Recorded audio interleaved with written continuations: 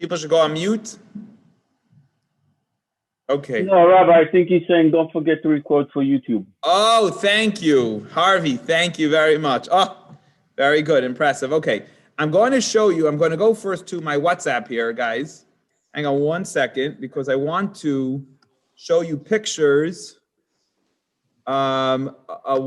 pictures of today's class. So if you give me 1 second here, I'm going to show you a few pictures of what we're about to learn, because it will definitely help. So we're going to learn, we're starting off Parshas Truma here, the first section of the book of Parshas Truma. And that is about the building of the Mishkan, okay? So if I show you a picture, I think it will be a little bit easier for you guys to understand what is going on. I did post it in the daily WhatsApp group. So those who are on the group, you can get the pictures there. For those who are not, I'm going to show it over here. So we're going to learn today. This is what we're going to learn about. So we're going to build a tabernacle. I'll talk about it in a minute, but we're going to learn about the donations. We're going to answer a question that Ira asked a week ago or 2 weeks ago. I'm going to answer the question today in a moment, but I just want to show you there were 13 or 15 different items that were donated. Okay, if you look at this picture in order by lines, I'll just go through it: gold, silver, copper, zahav, kesef, nechoshes, cheles, argamon, v'soilas. They're a purple kind of a wool, a crimson, purple, like a different kind of colors, a red skins by an animal. There was a chashim, different gems, oil, spices. Those are some of the things that you see here in this picture. I'm going to show you another picture though, which is even more important. This is a picture of the ark. Look at this picture. You'll notice that poles, it has two, it looks gold. It's gold plated. It was a box, and there's a little crown on top of the box. There's two poles that are sitting in 4 rings that make up this box, which we're going to learn about in today's Chumash. Finally, one more picture I'm going to show you, again, about the box. It's a sideways picture right now, but it's basically made up of a wood box in the middle with a gold box inside it and a gold box outside the wood box, making it fully gold plated on inside and outside. Just a little bit of pictures here.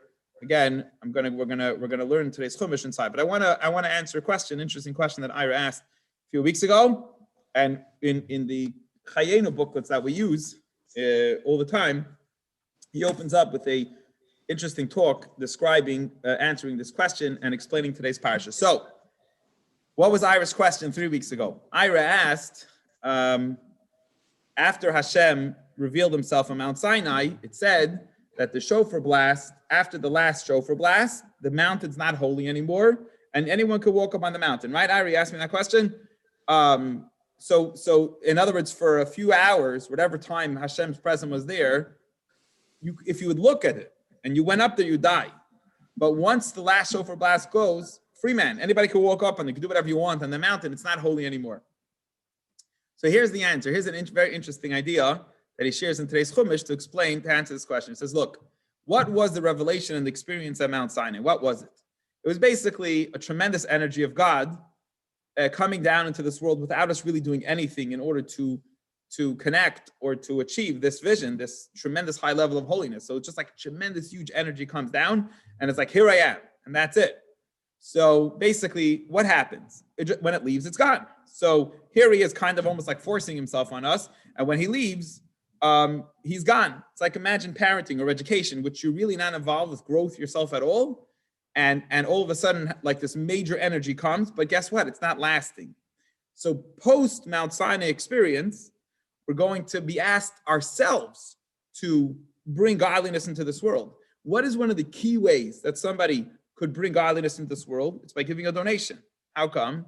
Because that money could have been used for himself. He could have gone to the restaurant, could have gone on vacation, could have bought himself something. When a person takes that money that he could buy for his own pleasure, for his own things in life, and he goes and he donates it to Hashem, there's no greater saying than, God, you're more important than me. That this is what I really think has significance, and this is what I really think has value. So the experience of Mount Sinai was 100 times greater than anything we could accomplish. But guess what? It's all from God. And therefore, the second Hashem finishes giving us that revelation, it's gone. It's not there. It's not lasting. It's not effective by us.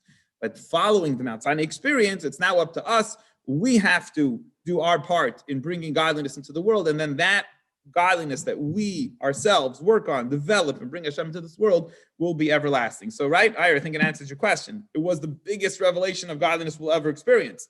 But guess what? It's fleeting because Hashem just gave it to us. It'll disappear. Hashem gave it to you. It comes and goes. That's it. It's not lasting. It could be the most amazing experience you'll have. Imagine in parenting, like you teach your kids or scream at your kids, or you share a great thing with them. It's inspirational, but the second you leave, it's not real. In a sense, it's real for a little bit, but it's not real that it's lasting. When you develop it on your own, that's the idea of building a shul. You build a shul, you give the donation, you do it, and then that experience will be everlasting, okay? So I think we answered Ira's question, and that's what we're going to learn about donations, and that's why it comes from us. We'll learn a lot about those ideas in today's class. I didn't mention, Yehuda just disappeared. I was going to say that today's class is dedicated by Yehuda, who does a tremendous amount of commitment to donating from himself to make sure a lot of the classes are going. So today's class is dedicated by Yehuda, but he disappeared the second I was about to say that. So anyway, let's continue. Hopefully he'll watch the clip afterwards, or we'll tell him. Okay. So let us get started over here in today's chumash. Join me as we learn about the first shul, the commandment to build a shul. Tuesday night, I'm going to go into length about the meaning behind it and a lot more details. God willing, with Hashem's help, that will be a more lengthy class on this idea. But for now, we're going to study the Chumash and Rashi as it is. Veidaber Hashem el Moshe leimer. Hashem spoke to Moshe saying, Daber el bnei Yisrael, verse number 2. Speak to the children of Israel, speak to the Jewish people.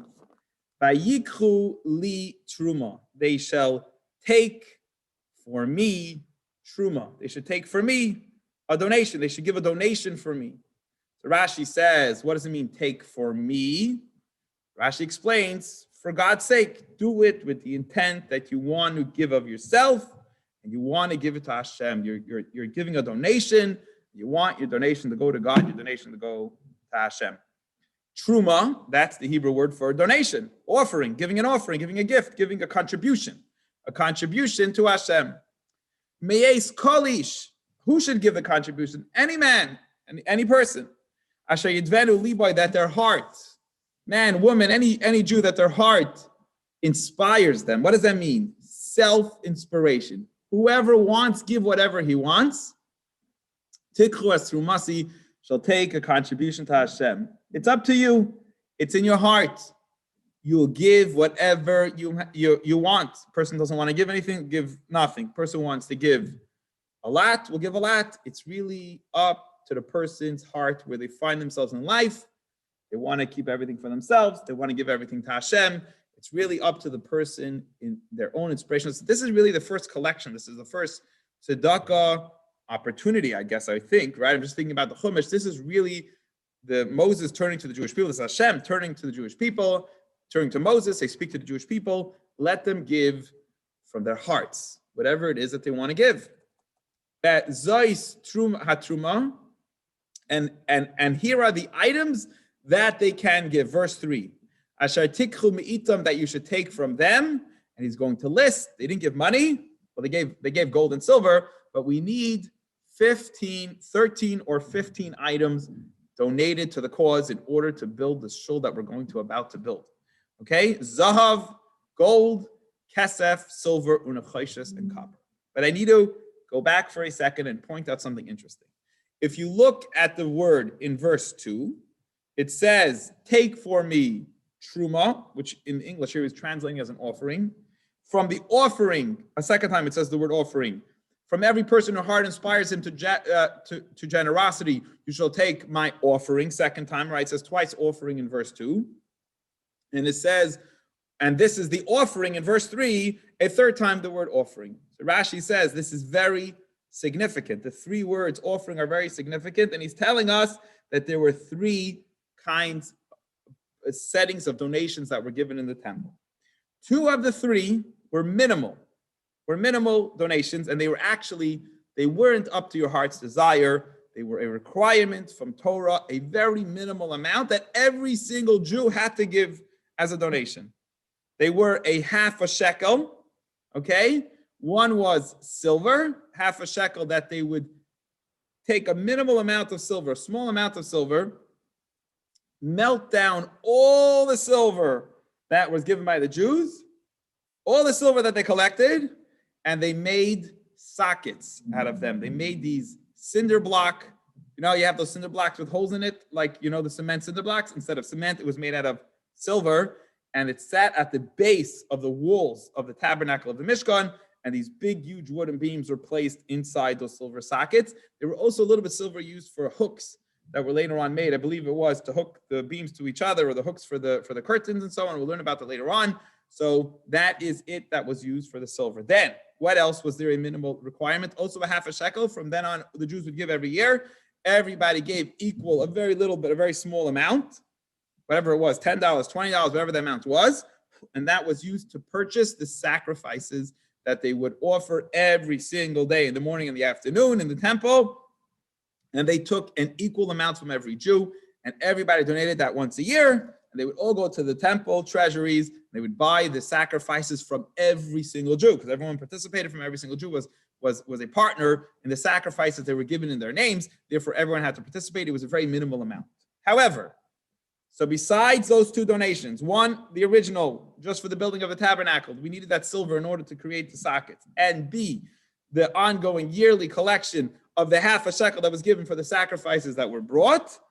There was a third donation given at the time when the Mishkan was built, and that was give whatever you want. It's totally up to you. Give as little as you want, give as much as you want, whatever you want. However, we need exactly 15 items that need to be donated in order for us to build the first Mishkan, the first tabernacle. And what are they? So verse 3 says, take from them Zahav, number 1, it's gold, and Kesef, and silver, Unachayses, and copper. We need to build the tabernacle. We need the first 3 items we need. We need to have gold. We're going to use gold. We're going to plate a lot of the stuff with gold. We're going to use silver. I already told you what the silver is for. And copper, there'll also be a copper wash basin. There'll be a copper altar. There'll be a number of things that the copper will be used for. Now we're going to get into more detail. We're also going to build these gorgeous, gorgeous curtains that are going to hang up. They're going to be absolutely beautiful. They're going to be gorgeous. We're going to cover the shul with these unbelievably beautiful curtains. And we need a number of different kinds of materials that will create these curtains. So the first one is called tcheles. Tcheles is like a blue. It looks like the sky, okay? So with tcheles was this bluish color. It was a wool that was dyed with, very interesting, Rashi tells us, there was a kind of a snail or a fish, something that would only show up once in, I think it's like 70 or 80 years, where they find this unique creature with this very unique color inside it. We know the name of it. It was called a chilazon animal. It was called a chilazon. And it has the right kind of blue color. And the wool had to have this gorgeous bluish color, that wool that was painted with this bluish color in order to make these beautiful curtains. Va'argamon, and purple. So another purplish color. By the way, fascinating. If you're following the Israeli news, they actually found a purplish color. They held, if you're following the news, it's very interesting. We're learning about it today. Just like a few weeks ago, a few people sent me articles about it. They actually discovered it was held archaeologically. They dug up, and it still has the original, these colors that the Torah talks about. They found it from back in the day. V'soilas shani. So far we have blue and purple, and a crimson. V'soilas shani, and a crimson wool. I think it's like maybe a reddish color. Also, we'll see soon. Other thing that has reddish color, but these different colors that it had to be. Now, on top of these 3 color wools, blue, purple, and crimson, also you had to have the sheish. Sheish is linen. Okay, sheish is linen. So you also had another kind, not wool, but a linen kind of material. And izim, and also goats here. Mi'izim, from goats. They had to get the special kind of goat here in order to use the curtain. So again, these beautiful curtains are going to be made with these colors, blue, purple, and crimson wool. And also there's going to be linen, and also there's going to be goat here. So far we have gold, silver, and copper, 3. And then we have 4, 5, 6, another 3 color wool. And then linen is 7, and goats here is 8, I believe. Okay, let's see if we can continue right along about, and bring any donation, whatever your heart desires. You bring it to us, and we will use it to build the temple. Vayras elim. On top of that, I want a ram's skin that was dyed red. I saw an interesting thing in Rashi that this ram skin, they would knock, I guess probably after it's dead, they would knock the skin against the animal, and the blood somehow of the animal would come into the skin, and that would make the skin this kind of reddish color that they wanted in order to, again, build the different parts of the curtain. So they would have a reddish ram skin that they would use to make these gorgeous curtains. And we'll get to the curtains. You'll see the beautiful colors when we get there. Me'adamin, it should be red. V'oiris tchashim, and a tachash skin.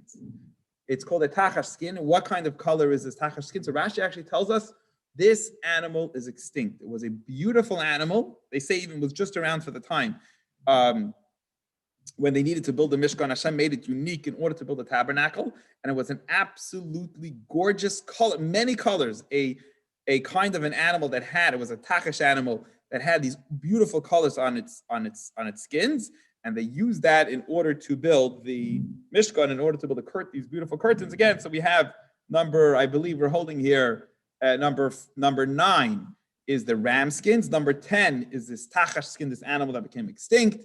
And number 11 is the atze shitim and pine wood or acacia wood, some kind of a wood that was also very much needed, these huge pillars of wood that were going to build the temple. And it was either pine wood or acacia wood. I don't know if acacia means. Pine wood's a little bit easier to understand. It's very expensive, strong, powerful kind of wood that was used. That's number 11 inside the temple. So that is the main items in the temple. Continuing right along, we also needed some other items, not for the building of a temple, but to be used in the temple, which we needed to get donated. Here's the rest of the list of things donated. Number 13. Number 12, shemen lamo'er. We needed oil for lighting the menorah. The menorah had to have the most purest kind of olive oil, and most pure kind of olive oil. So only the first few drops of those olives would be the pure, really clear kind of pure oil that the menorah would light beautifully. We also needed, and on top of that, we needed spices.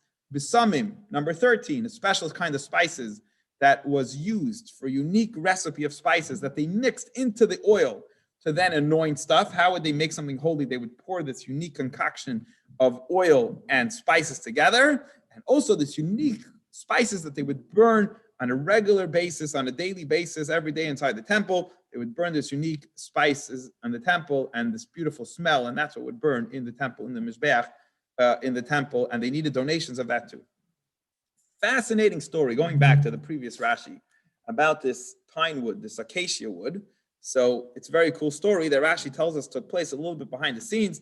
This very cool story that took place with the acacia wood.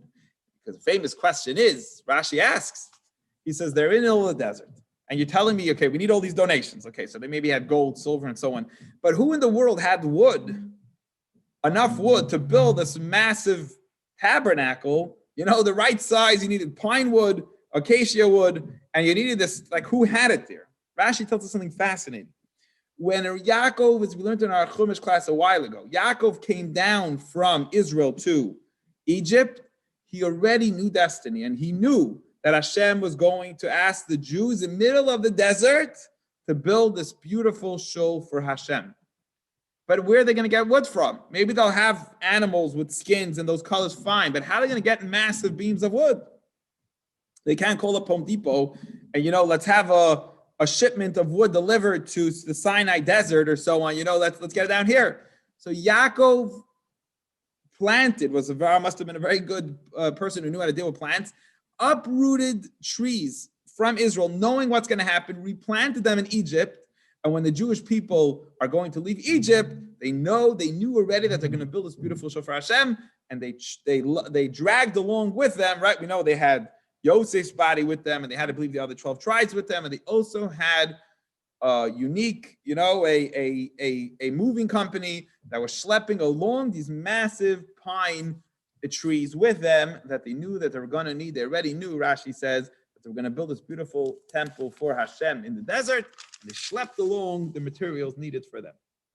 2 more items, which we didn't discuss yet. Avnei Shoham, V'avnei Miluhim. They were gorgeous, very large gemstones, very expensive diamonds, like huge gemstones. They were the Shoham stones. The Shoham stones were used to place in the breastplate of the shoulder of the, not the breastplate, in the shoulder pads by the Kohen Gadol the high priest had this beautiful, gorgeous 2 stones, which is going to have the names of the 6 tribes on each of the stones on his shoulders. And then the Avnei Miluyim, this big breastplate that had like a bib, like a thing you wear on the front, which had 12 sockets, which these massive, large gemstones, different kinds of gemstones, which we'll learn about, were placed inside them. We also need, this is obviously a very large donation, a very expensive donation. We also need stones for fill the sockets of the high priest's bib, whatever, the thing on the front, and also the shoulder pads where you have those 2 sockets there. We need gemstones for those 2. And that's what we need. And that is donation at your will, that you will donate, that you will give. And that is what we need in order to build the temple. And what are you going to do with all these donations? Verse 8. V'asuli migdash, and you're going to build for me a migdash, a beis hamikdash. V'shachanti b'seichem, and God says, I will dwell in your midst. You're going to take your money, you're going to take your investment, and I'm going to give you the architectural work.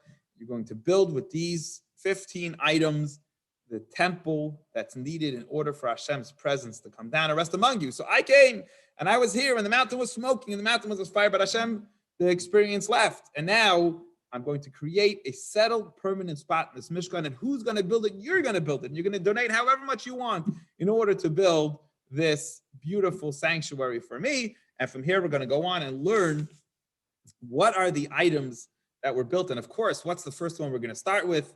The holiest item that the Jewish people have, and that is, well, today we have the ark, but the original ark, we have in the shul, the ark where we keep the Sefer Torahs, but the first one was the original ark that was built, the house, the tablets, and the Torah, the original items that were held the holiest items that the Jewish people got. That Moses came down from the mountain with the tablets. So anyway, verse 9, let's continue. Verse 9. Everything God says that I show you. I'm going to show you everything. I'm going to show you the exact blueprint, the architectural work. As Tavnis HaMishkan, I'm going to show you the exact shapes and the pattern and the shape and the way exactly to build this house, this Mishkan, this tabernacle. As Tavnis Kokelev, and I'm going to show you all the furniture, how to build all the furniture with these original 15 items that I mentioned. V'chein tasu, and you should do that, never changing. If something breaks, you rebuild it. Same dimensions. In other words, it doesn't have to be the exact dimensions, but you can make it bigger. But it has to be according, proportionate to the dimensions that it was. So if you're going to double the size, keep it proportionate, but you can make it double the size. And if something breaks, you'll rebuild it again, and so on. Anything that is the basic necessity of the building of the temple, you're not allowed to change. Hashem himself, God, will be the architect of how it should look. Everything is unique, everything specific. And however Hashem is going to show you what needs to be built, that is how you're going to build this shul. So Hashem is commanding us to build him a shul, make a shul for me, and I'm going to tell you exactly the diagram and the form and the picture, the image of everything should look. So the first thing, as I mentioned, what's the first thing we're going to talk about? The most important box.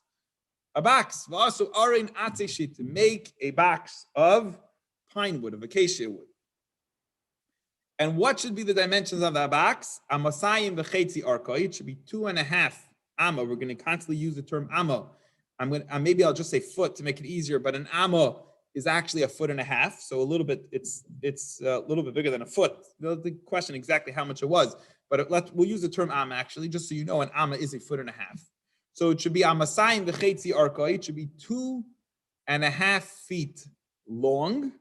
The amma v'chetzi rachbay, and it should be 1.5 feet, amma and a half, 1.5 amma wide. So it's 2.5 amma long, 1.5 amma wide.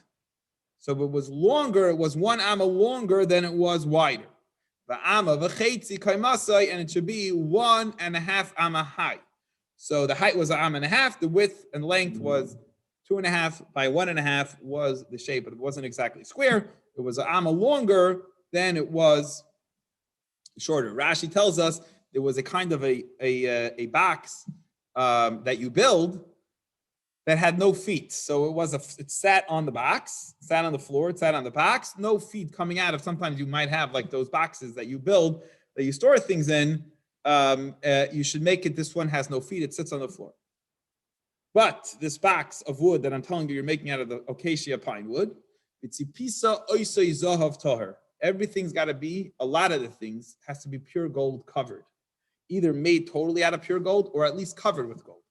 So this box that's 2.5 by 1.5 by 1.5, you should overlay it with gold, and inside it and outside it. So the inside box is a little bit smaller than the wood box so that it fits snug right inside the wooden box. So they made a wooden box that's a little bit smaller dimension, so it sat right inside the wooden box.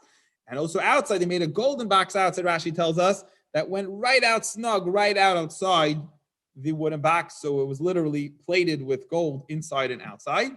And vasisa olav zer zahav saviv. So everything had to be meshed. So the gold box matched up the top of the gold box, right? They were open from the top. Everything was open. It was a box on bottom, but they were all open. They had no covering on top. We'll learn about the covering later. But the inner gold box and the wooden box were mesh. They matched up exactly their tops. The outer gold box went up a little bit higher than the wood box. Two reasons. Number one is when the cover will come, it had to go up a little bit. The outer gold box had to go a little higher because the cover would sit on the wooden and inner gold box, and the outer gold box had to match to match up to the cover. But he also tells us it went a little bit higher to create a crown. So around the ark, I showed you in the picture before, they had a golden crown surrounding a little bit higher than the cover of the ark to show the crown of Torah, to represent, because this is representing the Torah inside here, the luchos, the tablets, and it showed that there's a royalty, there's a crown around Torah. So you were supposed to make an additional crown on the outer gold box that's surrounded around this box, right? I hope I'm describing it clear enough so everybody is getting the message over here. Continuing right along. And on this box you shall cast, you shall pour, you shall make arba tabois, 4 rings. Zahav, these rings should be fully gold. V'nesatel arba pamoisov, and you shall place them on the 4 corners. Okay, so 4 golden rings on the top, towards the top of the box, 2 on each side. 2 on one side and 2 on the other side. Okay. Why are you going to make these rings? Just jumping right along to the next thing. You will then make wooden poles out of this acacia pine wood, and you will plate the poles with gold. So everything looks gold, and anyone who looks at it sees gold inside and outside, right? The whole beams are gold, the rings are gold, and the box is plated with gold inside and outside. You'll stick these poles, these carrying poles, inside the rings. On the sides of the ark. That's where you're going to carry them. So you're actually going to have 2 poles now sticking out on both sides, and people will carry the ark. How are you going to carry the ark? Because it's a movable. This whole shul is made movable. It's literally a carrying thing. You're not allowed to put it on a wagon. The Kohanim, whoever would carry them, would hold them on their shoulders, hold them with their hands. They'd have 2.5 the length. They'd carry it with a 2.5 amos, which is about the width of the people carrying it. They carry it on each side, and they would put these golden plated poles inside the golden rings that are carrying the golden ark, and they would carry it with them in the desert with these poles. He says an interesting reason. Verse 15, although the poles are made to carry the ark, never take the carrying poles out of the ark. Leave them in there. That's what every picture you'll see when they place down the ark in the Holy of Holies. They will not remove the carrying poles and put them into storage. The carrying poles actually stayed in the ark, constantly is always ready to be moved by the Kohanim, everything needs to go. Inside the box, you put the testimony, the ark of testimony, you put the luchos, you put the tablets. That I will give to you. Hashem told us, this is a big discussion here. Was it referring to the Torah? Was it referring to the tablets? When was it said? Before the tablets, they got the tablets. Hashem told them to make the box to already have it ready. Major discussion. The bottom line is the tablets and the Torah, I believe, were both placed eventually inside this ark that will represent the holiest item that the Jewish people got, and that is the first furniture. We learned the list of 13 or 15 items that are described as what needs to be donated. Everybody give whatever you'd like, besides for a little bit of silver and for the sacrifices. Otherwise, you give whatever you like. And built for me. And the first piece of furniture he tells us about is these boxes, exactly how they are made. And now we know the first thing that the shul required. Any questions or comments on today's Chumash? Yehuda, you weren't here before, but I mentioned that Today's class is dedicated by you. Thank you very much, Yehuda, if you hear me now. Okay, any questions or comments on today's class? Rabbi, I just sent you on WhatsApp. There were a couple of pictures. I don't know if you got it. About what the thing I'm talking about now? Yeah, with the ark and the table, stuff like that. Yeah, we're not learning. I'm only sharing today the Okay.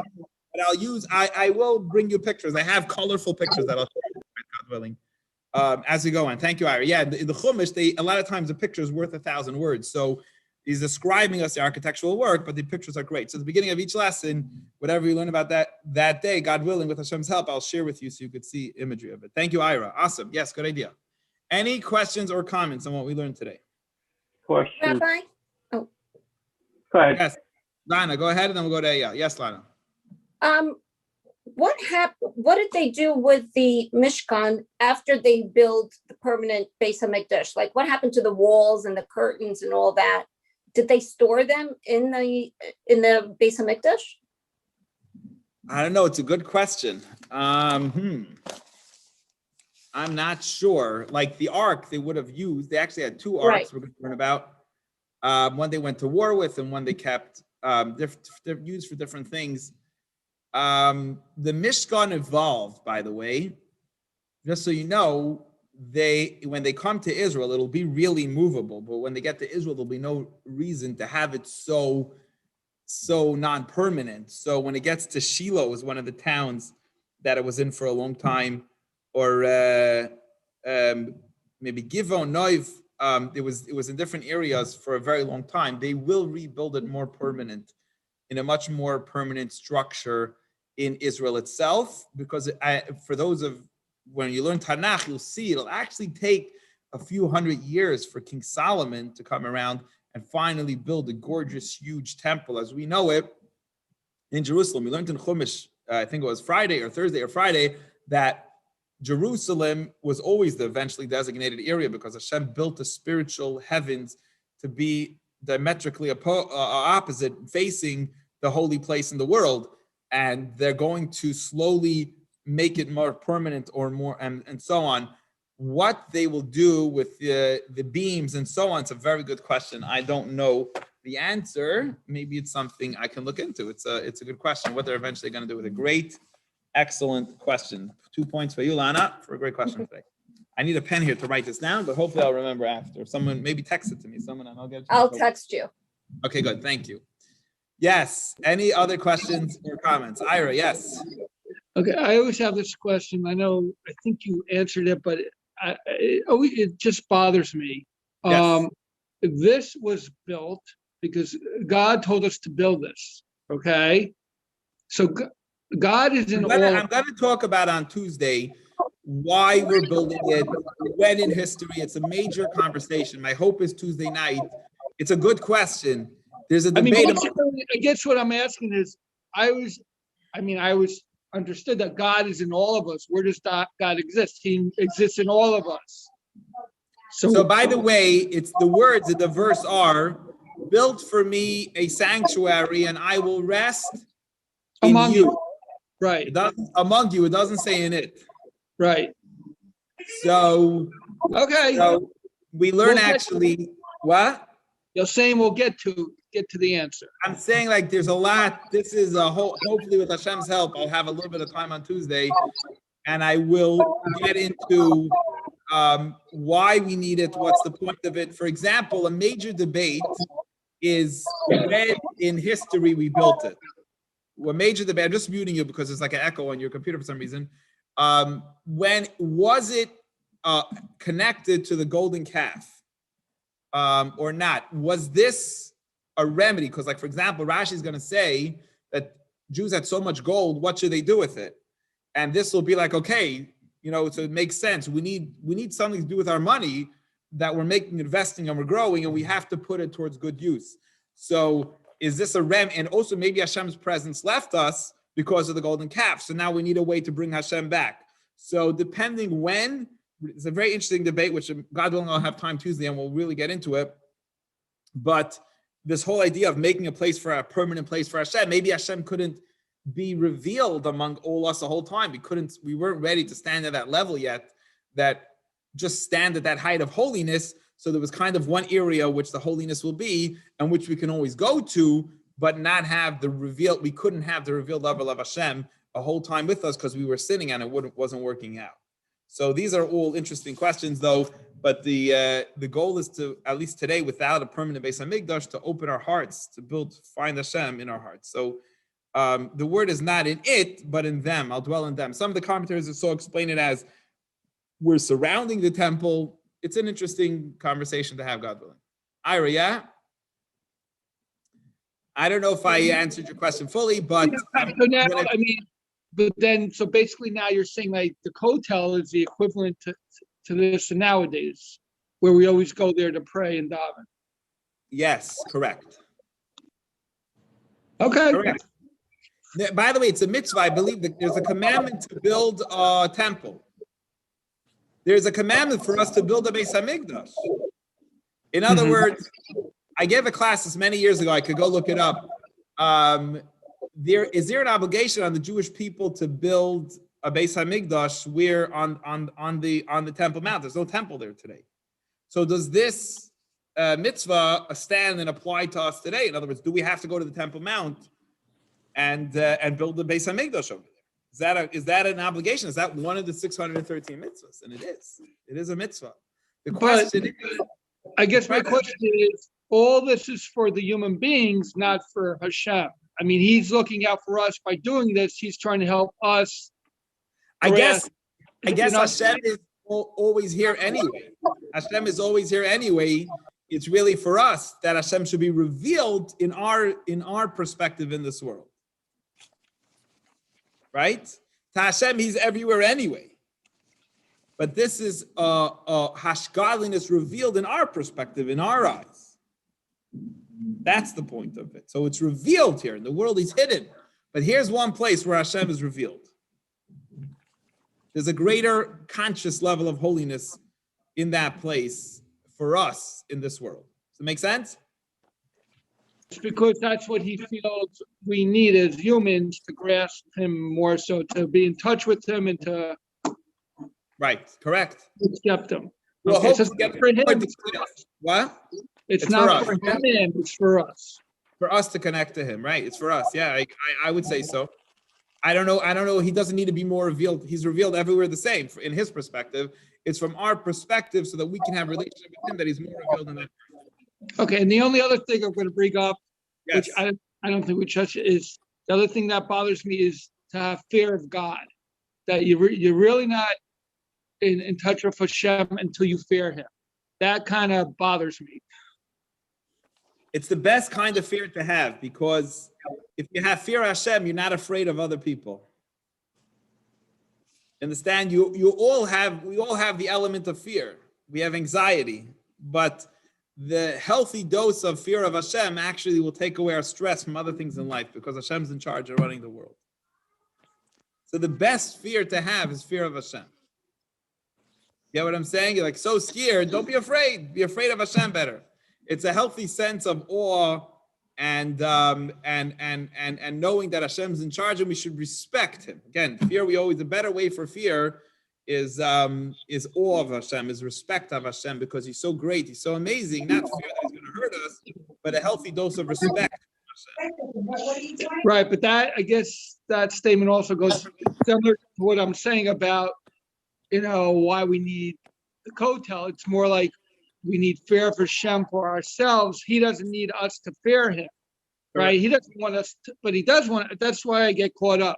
Like he's saying, fear me, but he doesn't really care. It doesn't matter to him. A simple way to address it is you can't learn from someone unless you respect them.